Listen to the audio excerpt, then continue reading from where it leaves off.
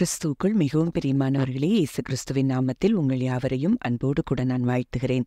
இந்த நாளிலும் தேவன் நம்மோடு கூட இடைப்படுகின்ற ஒரு வார்த்தை ரோமர் 6:18 பாவத்தினின்று நீங்கள் விடுதலையாக்கப்பட்டு நீதிக்கு அடிமைகள் ஆனீர்கள். ஆம், இந்த வார்த்தை மூலம் தேவன் இன்றைக்கு ஒரு மிகப்பெரிய சத்தியத்தை நமக்கு கற்றுக் கொடுக்க விரும்புகிறார்.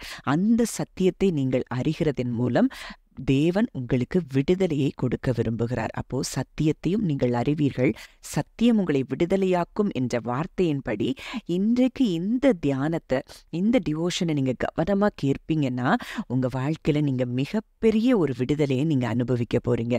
அப்போ இந்த வார்த்தை சொல்லுகிற உண்மை என்ன அப்படிங்கிறத நம்ம பார்க்கும்போது, பாவத்தினின்று நம்ம என்ன செய்துட்டோமா, விடுதலையாக்கப்பட்டு இன்றைக்கு நீதிக்கு அடிமைகளாயிருக்கிறோம், நீதிமானாய் நம்ம மாற்றப்பட்டு இருக்கிறோம். இதை இன்னும் நம்ம ஆழமா பார்க்கும்போது நமக்கு நல்லா விளங்கும். இதே வார்த்தையை நான் டிபிடி வெர்ஷன்ல நான் வாசிக்கிறேன். And now you celebrate your freedom from your former master's sin. You have left its bondage and now God's perfect righteousness holds power over you as his loving servants. அப்ப இந்த வார்த்தை எதை சொல்லுது அப்படின்னு நம்ம பார்த்தோம்னா, நம்ம இப்ப எதை என்ஜாய் பண்றோம், ஃப்ரீடமை என்ஜாய் பண்றோம், செலிப்ரேட் பண்றோம். அந்த பழைய அந்த நமக்கு எஜமானனா இருந்த அந்த பாவத்துல இருந்து நம்ம ஃப்ரீடமை சுதந்திரிச்சு நம்ம இப்ப நீதியின் அந்த கட்டுகளுக்குள்ள நம்ம என்ன செஞ்சிட்டோம், வந்துட்டோம். You have left its bondage and now God's perfect righteousness holds power over you. அப்ப நமக்கு மேல இன்னைக்கு ஆளுகை செய்கிறது தேவனுடைய நீதி. அவருடைய அன்பின் ஊழியர்களா நம்ம என்ன செய்திருக்கிறோமா, மாற்றப்பட்டிருக்கிறோமா. இதே வார்த்தையை தான் ரோமர் 8:34-35-36 இயேசு கிறிஸ்து சொல்லும்போது, இயேசு அவர்களுக்கு பிரதியுத்தரமாக, பாவம் செய்கிறவன் எவனும் பாவத்துக்கு அடிமையா இருக்கிறான் என்று மெய்யாகவே மெய்யாகவே உங்களுக்கு சொல்லுகிறேன். அடிமையானவன் என்றைக்கும் வீட்டிலே நிலைத்திரான், குமாரன் என்றைக்கும் நிலைத்திருக்கிறார். ஆகையால் குமாரன் உங்களை விடுதலையாக்கினால் மெய்யாகவே விடுதலையாவீர்கள். இந்த வார்த்தை மறுபடியும் இந்த வார்த்தை உறுதிப்படுத்துகிறத நம்ம பார்க்கிறோம். பாவம் செய்கிறவன் நிச்சயமா அதற்கு அடிமையா இருக்கிறான், அவன் கட்டுகளுக்குள்ள இருக்கிறான்.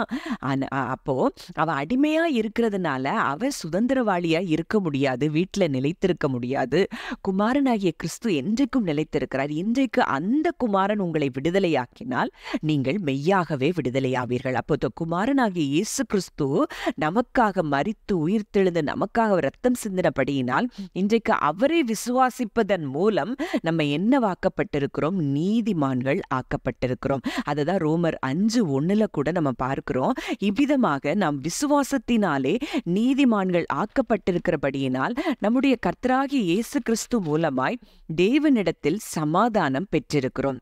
அப்போ இன்றைக்கு நம்ம என்ன, கிறிஸ்துவை விசுவாசித்ததினாலே நம்ம என்ன வாக்கப்பட்டிருக்கிறோம், நீதிமானாக்கப்பட்டிருக்கிறோம், தேவனோடு கூட நம்ம சமாதானம் பெற்றிருக்கிறோம். அப்போ இன்றைக்கு நம்ம ஆழமா அறிந்து கொள்ள வேண்டியது, என்றைக்கு நீங்க இயேசுவை விசுவாசித்து அவரை சொந்த இரட்சகராய் நீங்க ஏற்றுக்கொண்டீங்களோ அன்றைக்கு நீங்க நீதிமான் ஆக்கப்பட்டிருக்கிறீர்கள் என்ற உண்மையை நம்ம அறிந்து கொண்டால்தான் நம்ம வாழ்க்கையில நம்ம ஆசீர்வாதங்களை சுதந்திரிக்க முடியும். அப்போ இதே வார்த்தையை டிபிடில, our faith in Jesus transfers God's righteousness to us and he now declares us flawless in his eyes.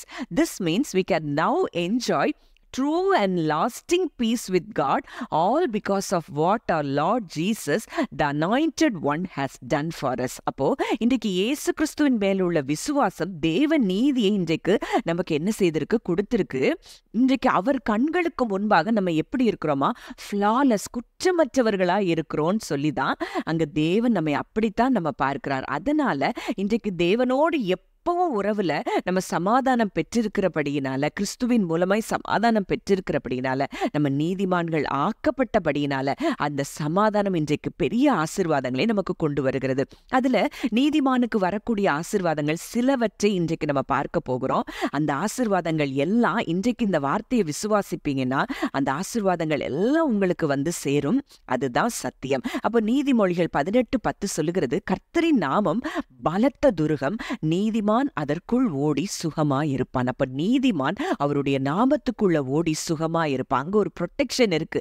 நீதிமானுக்கு நிச்சயமாய் ஒரு பாதுகாப்பு இருக்கு. அடுத்ததா யாக்கோபு 5:16 பார்க்கிறோம், நீதிமான் செய்யும் ஊக்கமான வேண்டுதல் மிகவும் பலனுள்ளதா இருக்கிறது. அப்ப என்றைக்கு நான் நீதிமான் ஆக்கப்பட்டிருக்கிறேன்ங்கிற எண்ணம் உங்களுக்கு வருதோ, அவங்க செய்கிற பிரேயர்ஸ் தான் எப்படி இருக்கான், பவர்ஃபுல்லா இருக்கிறான். அப்போ நீதிமொழிகள் 10ல நிறைய ஆசீர்வாதங்கள் நீதிமான்களை குறித்து போடப்பட்டிருக்கிறது. அது எல்லாம் இன்றைக்கு நமக்கு சுதந்திரமாய் மாறுகிறது. நீதிமான்களுடைய சிரசின் மேல் ஆசீர்வாதங்கள் தங்கும். நீதிமானுடைய பேர் புகழ்பெற்று விளங்கும். நீதிமான் விரும்புகிற காரியம் அவனுக்கு கொடுக்கப்படும். நீதிமான்களின் நம்பிக்கை மகிழ்ச்சியாகும். நீதிமான் என்றும் அசைக்கப்படுவதில்லை. இதே போல பல அங்க ஆசீர்வாதங்கள் நீதிமான்களுக்கு சொல்லப்பட்டிருக்கிறது. அப்ப இன்றைக்கு நீங்க அவருடைய இரத்தத்தினால் கழுவப்பட்டு இயேசு கிறிஸ்துவை விசுவாசித்ததின் நிமித்தம் நம்ம ஒவ்வொருத்தரும் இன்றைக்கு நீதிமான்கள் ஆக்கப்பட்டிருக்கிறோம். இந்த எண்ணம் நமக்கு முதல்ல வரும்போதுதான் சத்துருவானவன் நம்மை கண்டு பயந்து ஓடுகிறத நீங்க பார்ப்பீங்க. நமக்கு வேண்டிய நன்மைகளையும் ஆசீர்வாதங்களையும் நம்ம சுலபமா சுதந்திரித்துக் கொள்ள முடியும் என்பதை இந்த வார்த்தைகள் மூலம் நம்ம அறிந்திருக்கிறோம். இன்றைக்கு கூட இந்த வார்த்தையை விசுவாசிங்க. நான் நீதிமான் அப்படிங்கிறத நீங்க உணர்ந்து அதை விசுவாசித்து அறிக்கையிடும்போது நீதிமான்களுக்குரிய ஆசீர்வாதங்கள் உங்க சிரசின் மேல் வந்து தங்குகிறத நீங்க பார்ப்பீங்க. ஜெபிக்கலாம். நல்ல தகப்பனே, நன்றியோடு உம்மை துதிக்கிறோம், ஸ்தோத்தரிக்கிறோம். அப்பா, இன்றைக்கு எங்களுடைய நீதி நிமித்தம் அல்ல, எங்களுடைய செயல்களின் நிமித்தம் அல்ல, இன்றைக்கு கிறிஸ்து செய்து முடித்ததை, கிறிஸ்துவின் மேல் நாங்கள் விசுவாசம் வைத்ததின் நிமித்தம் அப்பா இதை கேட்கிற ஒவ்வொரு நானும் நீதிமான்கள் ஆக்கப்பட்டிருக்கிறோம் என்ற அந்த நம்பிக்கைக்குள்ள, விசுவாசத்துக்குள்ள என் தேவன் எங்களை கொண்டு வந்தபடி நான் நன்றி செலுத்துகிறோம். இன்றைக்கும் தகப்பனை இதை கேட்கிற ஒவ்வொருவருடைய வாழ்க்கையில் அந்த நீதிமானுக்கு உள்ள ஆசீர்வாதங்கள் அவருடைய சிரசின் மேல் வந்து தங்குகிறதற்காக நன்றி செலுத்துகிறோம். ப்ரொடெக்ஷனை வைத்திருக்கிறீங்க, ஆசீர்வாதங்களை வைத்திருக்கிறீங்க, செழிப்புகளை வைத்திருக்கிறீங்கப்பா. அந்த ஆசீர்வாதங்கள் எல்லாம் உடைய பிள்ளைகள் சுதந்திரித்துக் கொள்ளும்படியாய் நான் ஜெபிக்கிறேன். கர்த்தர் அப்படியே அப்பா நீதிமானுக்குரிய ஆசீர்வாதங்கள் நம்முடைய பிள்ளைகளை ஆசீர்வதிக்கிறதற்காக நன்றி செலுத்துகிறோம். இயேசுவின் மூலம் கேட்கிறோம் ஜீவனுள்ள நல்ல பிதாவே, ஆமென்.